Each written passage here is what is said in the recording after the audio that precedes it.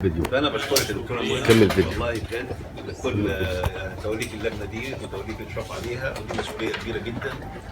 وهنعرف يعني قيمه المسؤوليه دي يعني في سنه من الحين، لان طبق المساقه الناس عارفه ايه هي المراجعات والمراجع الاساسيه اللي هم ممكن يتعاملوا معاها في مهنه الاعلام، اللي هي يعني دلوقتي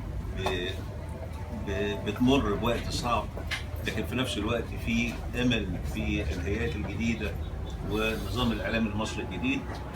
فانا بشكرك مره ثانيه، وبشكر اعضاء اللجنه الموقرين اللي انا استفدت منهم استفاده كبيره جدا في كل المداخلات اللي هم كانوا بيعملوها، وفي كل الاختلافات اللي هم طرحوها. لكل اختلاف بيطلع فكره، كل اختلاف بيطلع فكره، وكل فكره بتطلع نور. فبالتالي قدرنا اللي احنا من جميع المواثيق اللي هي طرحت قدامنا اللي احنا نقدر كلنا نجتمع في اجماع. وده على فكره ما بشوفوش كتير في البلد دي، تملي في اختلافات بينه، واللجان بتقعد بالثمان والعشر ساعات وبنجتمع مره واثنين وعشرة عشان نتوافق على حاجه واحده. فده دليل اولا احترام ومحبه وتقدير من حضرتك، وطبعا لاعضاء اللجنه الموقرين اللي انا طبعا كلهم قامات. لو اتكلمت على كل واحد فيكم هاخد طبعا لغايه سنه 2018، انتوا عارفين سنه الانتخابات ورانا شغل كتير. شكرا لحضرتك. انا برضو نيابه عن مجلس النقابه، طبعا هو هيبقى فيه شكر طبعا من سياده النقيب، لكن عموما يعني انا بشكركم كلكم طبعا، حضراتكم قامات واساتذتي. فطبعا مجهود كبير، وبالتاكيد التاريخ هيذكر لكم ان اللبنات الاولى او البصمات الاولى و يعني للنقابه تمت على ايدين حضراتكم ومجهودكم الكبير اللي انتم قمتوا بيه. مبدئيا احنا بنشكر حضراتكم الى ان يتم ده بشكل رسمي طبعا بما يليق بالقامات اللي موجوده في اللجنه دي.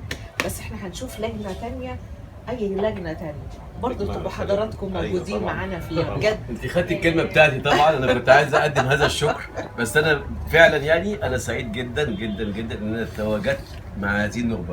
انا في كل مكان كل ما اقعد مع اي حد بقول ان انا قاعد في وسط هذه النخبه، فانا بجد يعني سعيد جدا جدا جدا ان انا تواجدت معاكم فعلا. يعني انا كنت قلت كلمه شكر كده يعني بيننا وبين بعض واحنا في اخر الجلسه، بس احب برضو يعني اؤكد ان احنا كلنا كنا على قدر كبير جدا من المسؤوليه والاخلاص والتفاني في العمل، ومحدش فينا كان عنده حرص ان هو رايه اللي يعني يتفرض او يفرض، لكن كلنا كان عندنا الرغبه والاحساس بانه يعني ما ننتهي اليه هو اللي فيه الصالح العام بالفعل، اللي فيه مصلحه الاعلام المصري سواء راديو او تلفزيون بشكل عام.